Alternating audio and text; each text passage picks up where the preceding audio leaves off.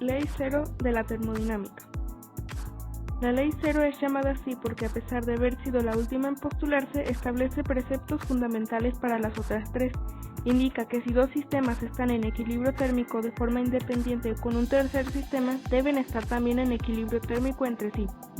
Esto puede expresarse lógicamente como si A es igual a C y B es igual a C, entonces A es igual a B. Este principio permite el uso de un cuerpo físico particular para que coincida con la temperatura de otros cuerpos. Otra forma de enunciar este principio es argumentar que al poner en contacto dos cuerpos con distintas temperaturas se intercambian calor hasta que sus temperaturas se igualan. Los ejemplos cotidianos de esta ley son fáciles de hallar. Cuando nos metemos en agua fría o caliente notaremos la diferencia de temperatura solo durante los primeros minutos, ya que nuestro cuerpo luego entrará en equilibrio térmico con el agua y ya no notaremos más la diferencia. Primera ley de la termodinámica. La primera ley de la termodinámica la podemos reconocer fácilmente con aquella frase muy famosa que dice: la energía no se crea ni se destruye, solo se transforma, pues ciertamente la primera ley hace referencia a que el calor suministrado a un sistema es igual a la suma del incremento en la energía interna de este y el trabajo realizado por el sistema sobre sus alrededores.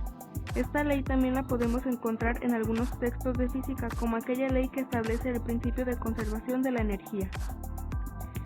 Para todo sistema termodinámico existe una función característica determinada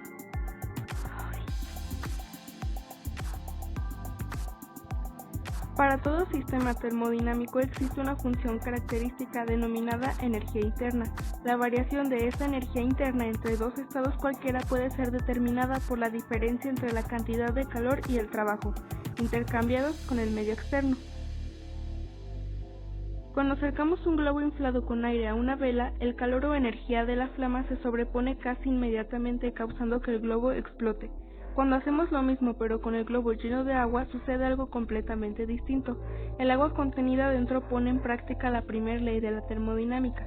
Al ser expuesta al fuego, toda la energía se invierte en convertir el agua en vapor, lo que eventualmente llenaría el globo con la presión suficiente para que explote, pero esta, al tener una gran capacidad calorífica, necesita de mucha energía para que esto suceda. Como bien sabemos, el punto de ebullición del agua son los 100 grados Celsius, por lo que el agua se calienta, pero no lo suficiente para hacer vapor, y por eso no explota. Procesos isobáricos. En termodinámica, un proceso isobárico es un cambio en el estado de una cierta cantidad de materia en la que la presión no cambia, pero sí una o más de sus variables de estado. El proceso isobárico se rige por la ley de Charles, quien fue el primero en hacer menciones acerca de los gases que se expanden al aumentar su temperatura. Charles fue un inventor, científico y matemático francés. Rompió el récord del globo aerostático, ya que logró elevarse hasta una altura de 1000 metros. La ley de Charles dice que para una cierta cantidad de gas a una presión constante, al aumentar la temperatura, el volumen del gas aumenta y al disminuir la temperatura, el volumen del gas disminuye. Por ejemplo, un ejemplo cotidiano de un proceso isobárico se representa al hervir agua en un recipiente abierto. Al suministrar energía calorífica al agua, esta sube de temperatura y ocupa un mayor volumen. Sin embargo, la presión se mantiene constante. Desde el inicio, la presión es igual a la presión atmosférica. Fórmulas. Diagramas PV. Los diagramas de presión-volumen son una manera conveniente de visualizar los canales en la presión y el volumen. A los diferentes estados del gas les corresponde un punto en el diagrama PV. En el eje vertical se da la presión y en el eje horizontal el volumen. Cada punto en el diagrama PV representa un estado diferente del gas, una para cada temperatura y el volumen posible. Conforme el gas sigue un proceso termodinámico, el estado del gas cambia y por lo tanto el punto que lo representa en el diagrama PV también. Procesos adiabáticos. Un proceso adiabático es un proceso termodinámico en el que el sistema no intercambia calor con su entorno. Un proceso adiabático puede ser además isentrópico, que significa que el proceso puede ser reversible. El término adiabático hace referencia a elementos que impiden la transferencia de calor con el entorno. Una pared aislada se aproxima bastante a un límite adiabático, de ahí aparece el término de pared adiabática. Un proceso diabático es aquel en el que el sistema no pierde ni gana calor. La primera ley de la termodinámica con Q igual a 0 muestra que todos los cambios en la energía interna están en forma de trabajo realizado. Por ejemplo, dentro de un termo donde se coloca agua caliente y cubos de hielo ocurre un proceso diabático, ya que el agua caliente se empezará a enfriar debido al hielo y al mismo tiempo el hielo se empezará a derretir, hasta que ambos estén en equilibrio térmico. Sin embargo, no hubo transferencia del calor del exterior del termo al interior. Procesos isocóricos. Es un proceso termodinámico que ocurre en un volumen constante. Para llevar a cabo un proceso isocórico en un gas o líquido, es suficiente con calentar o enfriar una sustancia en un recipiente que no cambia su volumen. Gas ideal. Si se usa un gas ideal en un proceso isocórico y la cantidad del gas se mantiene constante, entonces el aumento de energía es proporcional a un aumento de temperatura y presión. Por ejemplo, un gas calentado en un recipiente líquido, lo que pasará es que la presión y la temperatura del gas aumentarán, pero el volumen seguirá siendo el mismo.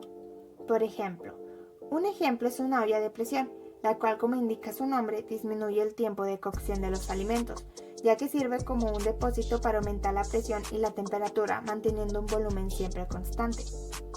El proceso isotérmico en termodinámica es una transformación de termodinámica a temperatura constante, es decir, una variación del estado de un sistema físico durante el cual la temperatura del sistema no cambia con el tiempo. La transformación isotérmica de un gas perfecto es descrita por la ley de Boyle, que en un diagrama de presión-volumen o plano de Kaplan está representado por una rama de la hipérbole equilátera. Boyle fue un físico natural, químico, físico e inventor. Fue conocido por la bomba de aire, la propagación del sonido en el vacío. Es considerado como el fundador de la química moderna. La ley de Boyle establece que la presión de un gas en un recipiente cerrado es inversamente proporcional al volumen del recipiente, cuando la temperatura es constante. Un ejemplo de esto, del proceso isotérmico, son la evaporación del agua y la fusión del hielo, pues estos tienen un cambio de temperatura que es constante. Fórmulas. Entropía. La entropía es un concepto que mide los cambios o propiedades de estado de un elemento desde su estado o momento inicial hasta el momento final. La entropía indica el grado de desorden de un sistema y por lo tanto es la tendencia de pasar de un estado de orden a un estado de desorden. Cuando un sistema es sometido a un cambio puede ser que el mismo nunca regrese a su estado original. Por ejemplo, si se produce un incendio forestal, habrá un elevado grado de entropía, puesto que se precisará mucho tiempo y esfuerzo para que el sitio regrese al orden inicial al anterior. La ley fundamental de la naturaleza en relación a la entropía es que cuando hay un proceso natural, la entropía aumenta. Segunda ley de la termodinámica. La segunda ley es probablemente la más conocida y de caso de estudio más profundo, ya que describe incluso los límites del universo, así como también nos advierte que el tiempo sigue una flecha de una sola dirección y que nuestro universo tiene un destino desolador y catastrófico. La segunda ley de la termodinámica nos dice que, cuando ocurre un proceso termodinámico, este ocurre en una sola dirección con respecto al tiempo, pero no viceversa. Por ejemplo, si aventamos un vaso de cristal al suelo, este objeto se romperá y se dispersará en fragmentos sobre todo el piso. Entonces aquí viene la pregunta. ¿Es posible que de forma natural los fragmentos se reconstruyan nuevamente a la forma original que tenía antes el vaso? Es lógico que la respuesta sea no, ya que se trata de un fenómeno irreversible.